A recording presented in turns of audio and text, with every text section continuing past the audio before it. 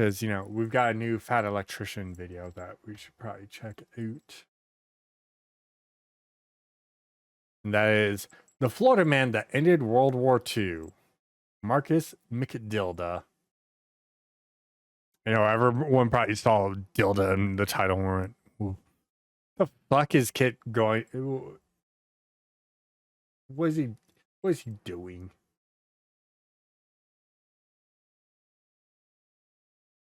What is he talking about?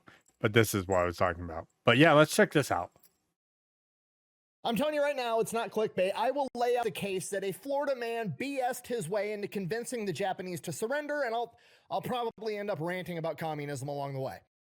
Today we're talking about Marcus Elmo McDilda, a 23-year-old P-51 pilot that was shot down over Japan, and in order to save his own life, proceeded to lie his ass off so much and so well that he was labeled a very important person by the Japanese government, flown to Tokyo, and interviewed by one of the heads of the Japanese nuclear programs. Through a string of events, his web of lies penetrate all the way to the chambers of the Japanese Supreme War Council while they're discussing whether or not Japan should surrender. And it is here that they become a minimum a contributing factor in their decision, if not the straw that broke the camel's back, and we're going to get into it right after a word from our sponsor. This video is brought to you by Supremacy World War III, a free-to-play online PvP strategy-based game available on mobile and desktop. It is based on a World War III type scenario where you can pick your own country, go to war, or my personal favorite setting, you can have the American Civil War mode where you get to pick a state inside the United States and decide which other states you want to attack. It's always fun to imagine one state goes rogue and become communist, which surely would never happen in real life.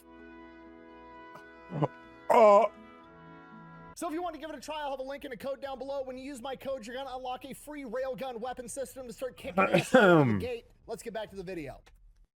Okay, I'm not even going to touch on that. The fact that it's in New York City just made me laugh. Oh, this is already going hard. Oh no.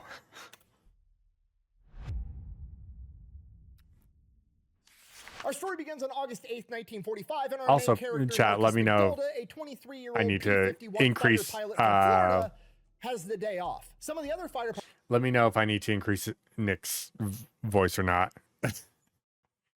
pilots in his unit are getting ready to go out on a strafing run over Osaka, and one of these pilots, as they're all, you know, getting ready, they're getting in the planes, he's like, I can't do this right now. I've got battle fatigue. I can't do it. At which point, Marcus McDilda makes a critical error. He commits the cardinal sin in the U.S. military. He volunteers. Let this play. Idiot. So he goes, he hops. Hey, Z. Why don't you ever volunteer in the military? Oh, that is the worst thing. Like, it's better to be voluntold than to volunteer. Never. Yeah, you never volunteer. You don't sit there and this isn't Hunger Games. You don't volunteer to be tribute. If you volunteer, you're going to die. It is real. You don't ever volunteer in the military. You don't. It's just, you don't because well, we're going to find out. It's kind of like a death sentence. It's like in the anime, and you're an ace pilot, and your lover goes, "I'm going to make you your favorite meal." You're probably going to die. Or something bad's going to happen. In this other guy's plane, it's already fueled up, has ammo, it's ready to go. They take off on this mission over Osaka. While they're executing the mission, he gets shot down. He survives, he crash lands in the ocean. Presumably, he's floating around in the ocean for a little while. Then the Japanese roll up and pluck his ass out of the water. Now he's captured. That was fast. Okay, if you've been watching my channel for a while, or if you just know literally anything about World War II, the last people that you would want to be captured by you really World do. War II were the you Japanese. really do. And to make things worse, it's 1945. We are at the ass end of World War II when Japanese desperation is at its peak. So not only is he now captured by the last people you want to get captured by, he's captured by the last people you want to get captured by at the worst possible time when they're at their most desperate. Okay, like I said, never volunteer for anything. Regardless, he is now captured. They make their way to shore. Once they get to shore, they blindfold him and they have to walk. What's up, bro? Hopefully you're doing well. I talked about you earlier tonight. I did my tier list for Resident Evil, and I talked about how, you know, we got so mad about the Wesker Jill fight into the Jill fight that we spent an hour, literal hour, blowing up Wesker. Yeah, it was great. Him through the city in Osaka to Now get we're to the watching police about military Marcus headquarters. McDilda. Obviously, this creates a spectacle for all the civilians on the street. Bear in mind, these same civilians are being propagandized to believe that Americans are monsters that are coming to kill them all, and they are highly encouraged to fight them to the death. Hey, it's a Filipino brother there. Okay, if you're not picking up what I'm putting down, I'm trying to tell you that the mob of civilians and the MPs beat the dog shit out of him while he's blindfolded the entire way to the police station. They get there, he gets strapped down to a chair, and the interrogation begins. The questions start off pretty much exactly how you think they would. Like, hey, you got shot down in a P-51. Tell me everything you know about the P-51. Marcus lies about everything, just making up. Whatever they want to know, he's making up a stat. He's giving them the wrong answer, but he's acting like it's the truth. Then, after he's answered all the questions they want answers to, they leave. A little bit of time goes by, he's still in the room by himself, strapped to a chair. Eventually, they come back in, and they just beat the shit out of him all over again. Then they ask him the same questions over again. And this goes on for hours. They come in, they beat the shit out of him, they ask him the same questions. They're just trying to see if he gives a different answer after an ass whooping, to see if he's lying about something, to figure out how credible his answers actually are. Then they Like, it's horrible that that happened to him, but part of me, the only thing I can think of is, and this is gaming related, but the only thing I can think of is we're playing Star Wars, the tabletop RPG one day, and we captured some guy, and we're like, we're gonna send a couple of people in to interrogate. Well, my character was being an apprentice to a Jedi, so we're like, we're not going to interrogate the person. You guys do your thing. So two of the characters go in, and the first character goes, hold on, I got this, and he's like, I'm gonna start by walking around. I'm just gonna walk and pace in front of him, you know, like, how's he seeing? Okay, we know how he's seeing. He's like, okay, cool. I'm gonna walk. Every once in a while, I'm just gonna kick one of his legs, like, kind of further apart. I'm gonna stroke my chin, and then I'm just gonna square up, kick him in the balls. And the DM goes, oh god, okay, you hit him in the balls. He's like, okay, cool. Immediately after, I pull out my vibro knife and I stick it in the floor right next to him and go, okay, so this is what I need to know. I'm like, that's one way of getting answers. They might not be the right answers, but apparently you got it from somewhere. come back in and they're like, how many P-51s are stationed on Iwo Jima, which is where he took off from? And he's gonna lie, obviously, and he's gonna make that lie a greater number than there actually are, because he wants to be as scary as possible to the enemy. So he says 300. At which point, the military officer pulls out an aerial reconnaissance photo showing there's only 150 P-51s on Iwo Jima, and they beat the shit out of him again for lying. Okay, they're playing mind games with him. They want to mess him up to get real information out of him. They want him thinking in the back of his head every time they ask a question, oh shit, they probably know the real answer, and if I don't tell them the truth, I'm gonna get beat again. That way, he gives them real intel. At least that's what the Japanese are trying to do with this interrogation. The problem is they're missing some context clues as to who they're fucking with, and the main one being his face. I mean, look at Marcus McDilda's face. Does that look like a face that you could trust? Absolutely not. I'm not trying to badmouth the guy, but I mean, just look at that. That is a smile that a toddler gives you when you're like, did you poop your pants? And they're like, no. You're not getting in that guy's head. That guy just looks like he fucks with people for fun. Regardless, this goes on literally all day. That really is a face that looks like, I'm gonna fuck with you, and I'm not going to give a shit. Oh, you're beating the shit out of me? Whatever. And into the night, just like they come in, they ask questions, he lies his ass off, they come back in, they beat the shit out of him, they ask him more questions. It just keeps going and going and going for hours upon hours. And then the Japanese must think they have this guy on the ropes, because the questions start getting weird and oddly specific when one of the officers comes in and says, tell me everything you know about the atomic bomb. Yes, that thing. Oh yeah, that thing. This throws Marcus's plan, because he doesn't know anything about the atomic bomb. Like, he doesn't even know enough to lie and bullshit to make it seem like he knows what he's talking about. So he tells him the truth. I don't know anything. Okay, important context. It's nighttime on August 8th. August 6th, 2 days prior, America just nuked Hiroshima. And at this point, technically Japan isn't even sure yet that they were nuked. I mean, obviously they knew they were hit with a massive bomb, but they didn't know if it was an actual nuclear warhead yet or not. They had their nuclear engineers out at Hiroshima sifting through the rubble, trying to determine if it was in fact a nuclear weapon, and America had figured out how to do it. And the scientists would confirm that it was a nuclear bomb by August 9th, but at this point, they don't know that yet, so the Japanese are looking for literally any intel whatsoever, even if it's just him confirming that, yeah, that was a nuke that we dropped on Hiroshima. But the problem is, Marcus is a random-ass fighter pilot stationed on Iwo Jima, 750 miles away from Hiroshima. I just got here. He doesn't know shit. Not only does he not know anything about nuclear weapons specifically, he might not even realize that Hiroshima was hit with some new type of weapon. He might have not even heard that yet. He has no clue what they're talking about, but It is 1945. Information goes slow, and most people didn't know about the first nuke until like after a little bit, until like almost the 9th. At that point, even in America, like it took a few days before we had any confirmation. they just keep kicking his ass and asking him questions about the atomic bomb. Never start with the head. The victim gets all fuzzy. See? And this goes on for a while, and then eventually they come back in the room, but this time there's a different Japanese officer with them, and this guy's a general, and he's carrying a fucking katana. Okay, presumably the whole vibe is just like, now the big boss is coming in here to show the kids how it's done. He pulls this katana out, cuts open Marcus's lip, and then tells him, and I quote, If he swung and did that, man was trained to like know exactly how far he was with katana to just only split open the lip. Ow. I'm just thinking about that. That fucking hurts. Thinking about that. Oh. Ow.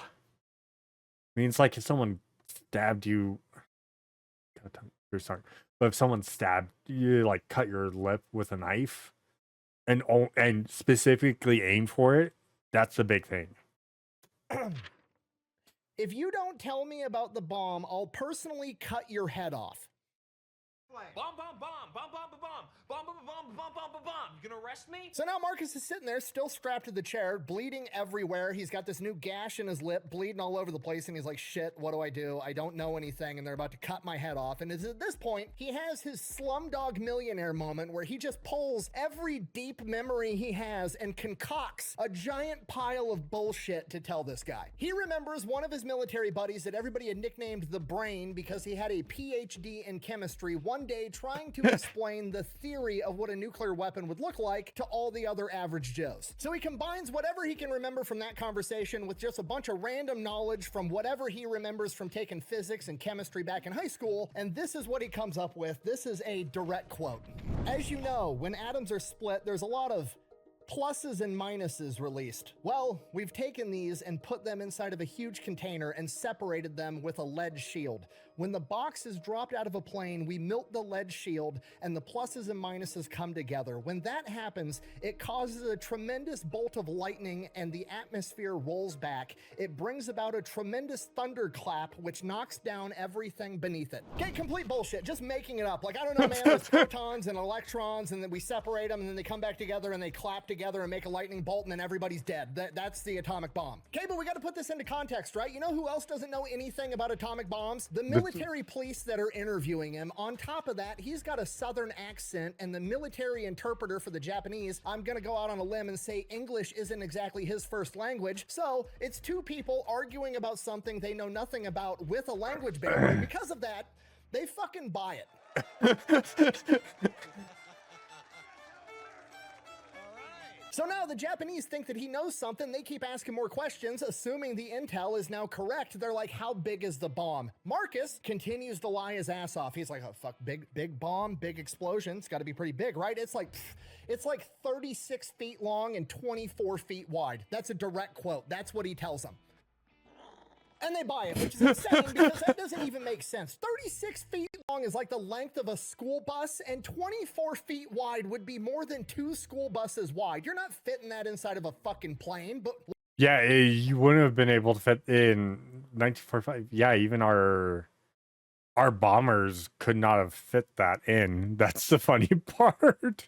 Whatever, confirmation bias is a motherfucker, I guess. They believe him. They start hitting him with more questions. Does America have more than one of these bombs? And he's like, yeah, we have a bunch of them. Where's America gonna use this weapon next? And he thinks for a minute, and he's like, okay, what's gonna sound the most scary? He ends up coming up with 2 cities, Tokyo, which is the capital, and Kaido, which is like the spiritual capital of Japan. It's got all the important landmarks and all the important like religious sites and everything else. Very important to the culture of Japan. So that's what he says. Tokyo and Kaido. Tokyo's supposed to be bombed in the next couple of days. Hearing this, the general rushes out of the room, sends a message straight to Tokyo, warning them of the impending attack, which is kind of important because you know who's in Tokyo? The Emperor and the rest of the Supreme War Council. From here, Marcus McDilda is labeled a very important person by the Japanese military and shipped to Tokyo so he can be interrogated by one of the heads of their nuclear program.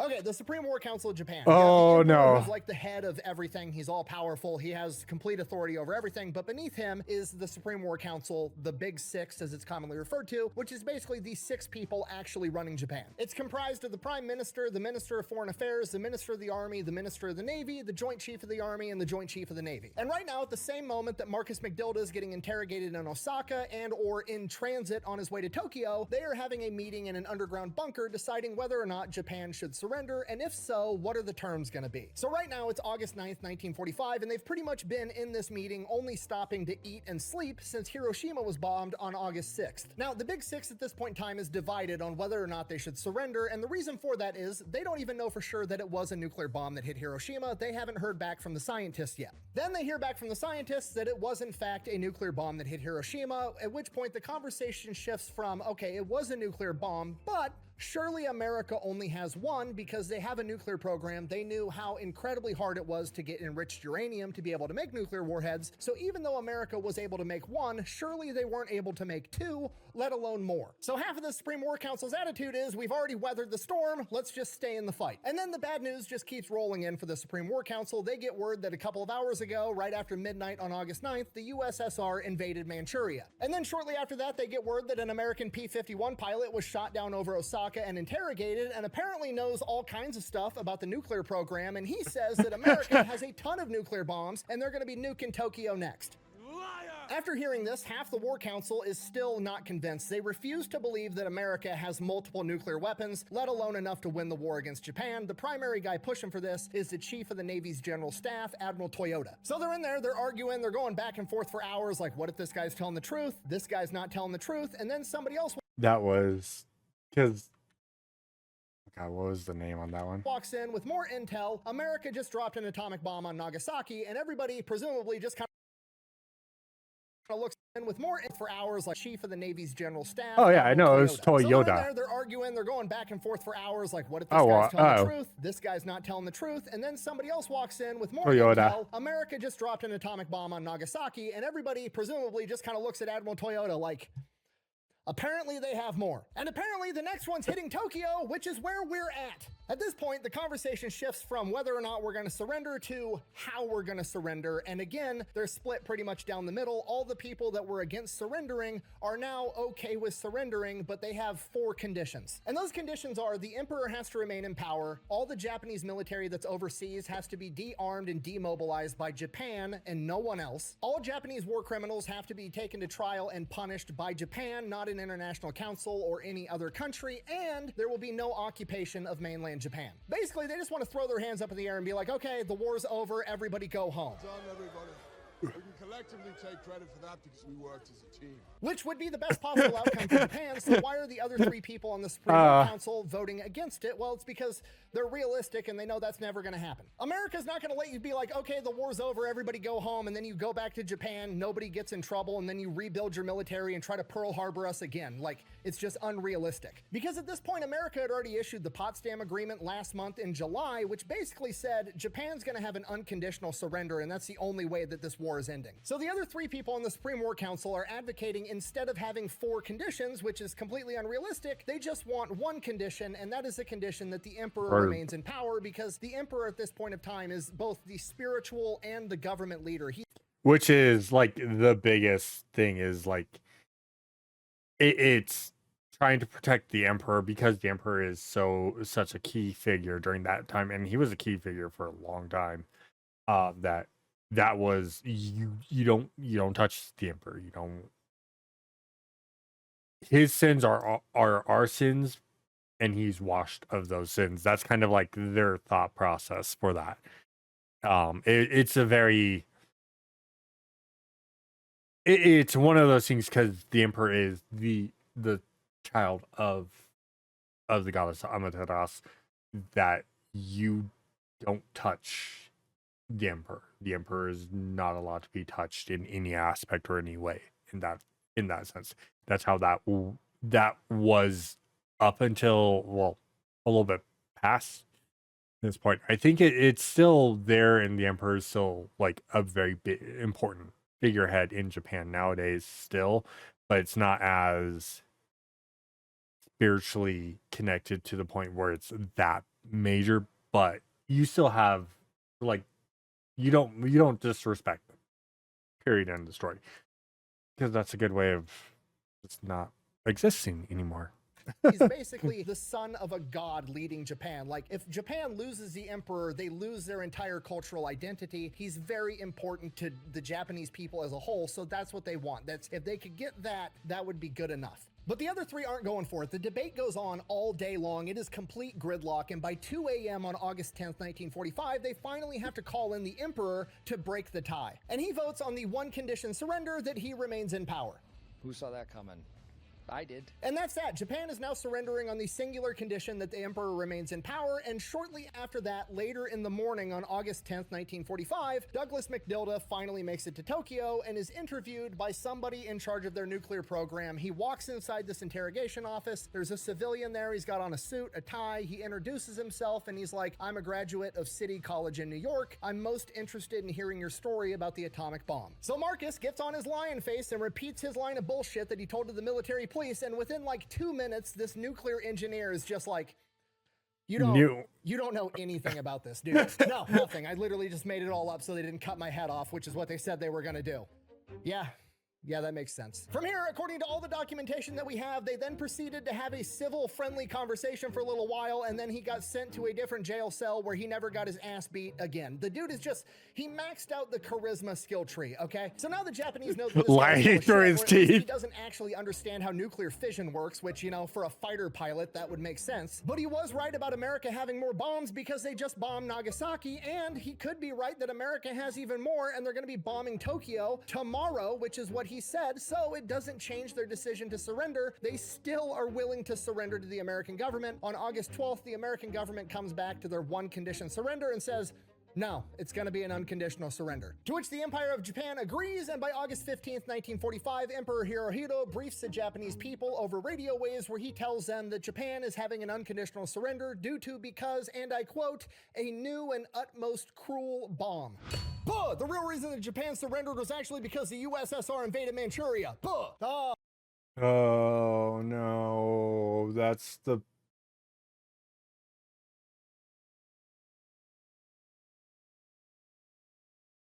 Listen, Japan was already on their last leg. Russia was not the reason. I already know Russia wasn't.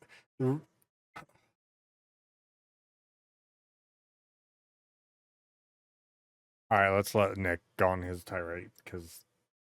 Oh my god, I hate this stupid commie talking point. You know what? I got time today, actually. Oh no. Yes, Einstein, Japan, the one military in World War II that was world renowned for never giving up, fighting till the bitter end, and be willing to die rather than dishonor themselves on the battlefield, surrendered their entire country because the USSR invaded, let me check my notes, northeastern China, 1,200 miles away from mainland Japan. Makes perfect fucking sense, especially when you take into consideration there's an ocean in between China and Japan, and the USSR doesn't have a fucking navy to move their troops. What's wrong? Can't swim. What? Now, to be intellectually honest, there was in fact a plan on how the USSR was going to move their troops from China into mainland Japan should it come to that, but that was Operation Hula, where the United States Navy was going to ferry your asses across the ocean, and you're not going to be willing to admit that because the entire reason you like this talking point is so you can show America bad, communism good. But it actually was because of the shock factor, because the Soviet Union and Japan had a non-aggression pact, so they had no idea that this attack was coming. But I'm not done yet. okay, first of all, having a non-aggression pact with one of the worst actors in World War II isn't the flex that you think it is. Kind of like you had a non-aggression pact and a secret agreement with Nazi Germany to invade Poland, and then people are like, no, they didn't invade Poland together. It wasn't planned. They just both conveniently did it at the same time and then threw a fucking victory parade together after they conquered the entire fucking country. Isn't the flex that you think it is. Show the pictures of the Nazis and the Soviet Union having a victory parade together in Poland, please. Thank you. You're welcome. Secondly, they absolutely knew it was coming because the Soviet Union denounced the Japanese USSR Yep. non-aggression pact on April 5th, 1945, 3 months fucking prior, and it doesn't take a rocket scientist to figure out when somebody goes, hey, remember that agreement we had to never ever fight? Yeah, that's off. Yeah, shocking that they would attack you right after doing that. I know, I bet everybody was surprised. Oh, fuck. I can't believe you've done this. With that being the case, if they surrendered exclusively because of the USSR, why didn't they just surrender back in April? Better yet, why didn't they surrender between the 11-hour gap between Manchuria getting invaded and the second bomb hitting Nagasaki? How come the emperor had to come in and break a tie like 24 hours later, even after the second bombing at Nagasaki? Okay, if you want to say the USSR was part of their decision to surrender, sure, absolutely, I'm right there with you. It was definitely I would agree on that on point. top of Yeah. the sun rising multiple times a day on several occasions, for sure. But the main reason was the fact that America figured out how to drop a fucking star out of an airplane. Saying stupid shit like Japan didn't surrender because of nuclear bombs, they actually surrendered because of the USSR invading Manchuria, is like saying, oh, my cousin Ronnie had the flu and then he died. Oh, really? Your cousin Ronnie died from the flu? Yeah, for sure. It was also the car wreck when he careened off a cliff. No, your cousin Ronnie died in a fucking car wreck. He also had the flu, okay? It might have been a small contributing factor. It's not what we're writing down on the death certificate. Oh, no. And here's the dumbest part. Let's just say Oh god. Nick seriously just went off on this one. Oh jeez. He's going on a little bit of a tirade. I'm just I need a breather because oh he's going off. Anyways. that you're right. For the sake of argument, you're not right, but let's just say that you are, and Japan actually surrendered because the USSR invaded northeastern China 1,200 miles away from their mainland. Let's just say that's what actually happened, okay? Even if that were true, it's still America's fault because the USSR wouldn't have survived till 1945 if it wasn't for Lend-Lease, and that's not according to me, that's according to Joseph Stalin, the leader of the USSR, when he said, and I quote, "The most important things in war are machines. The United States is a country of machines. Without the machines we received through Lend-Lease, we would have lost the war." So take your stupid America bad revisionist history commie talking points and shove them up your ass. I'm sorry, I'm getting horrifically sidetracked. I know there's a lot of normal people that are watching this like, oh, surely the Fat Electrician's being dramatic. There's not a significant portion of people that actually believe that. Trust me, there are. They'll be in the comments down below. They're in comments all over the internet. They're absolutely everywhere. I promise you they're real. I'm not making it up. Anyways. Almost lost my cool there. August 15th, Fucking 1945, Nick. the Emperor gives a speech. He announces that Japan is surrendering. That doesn't become official on paper and signed until September 2nd, but pretty much from the moment he made that announcement, effectively all tensions ceased. The war was over. Because of that, Marcus McDilda is released from his internment camp on August 30th, 1945. He then has to go to trial to testify against Japanese war criminals because the original internment camp that he was captured at in Osaka, he is one of only 2 airmen to survive that internment camp because after the emperor announced his surrender, the man in charge of that internment camp elected to have all of his POWs executed. So while being able to say that Marcus's lies contributed to the Japanese surrender is speculation at best, it is an absolute fact that it, at a minimum, saved his own life, which is why he is commonly cited as a case study example as to why and how torture doesn't work, because believe it or not, people that are about to get their heads chopped off will say literally anything they have to not get their heads chopped off. Shocking, That's true. I know. That's, regardless, yeah. after World War II, Marcus McDilda would return home to Florida, he would marry his wife, they would have 3 kids, and he got to live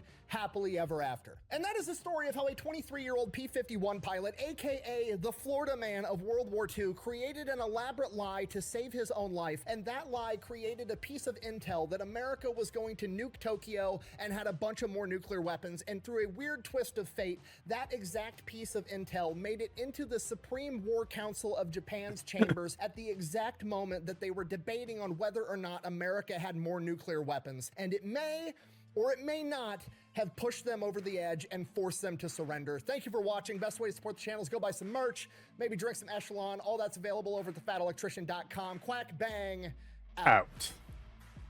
God, I love Fat Electrician stuff. You Oh have to follow God. the cardinal rules of the military. Never stand when you could sit, never sit when you could lay down, never be awake when you could be asleep, and never volunteer for anything. That's so true. That's so true. I love Nick. I love when he gives us stuff. This is Nick going on a rant. It's good. It's funny. It's a good educational. I knew stuff about this because he's talked about it before on the Unsubscribed podcast, but he definitely he kind of that escalated kind of fast. I'm not gonna lie. That did.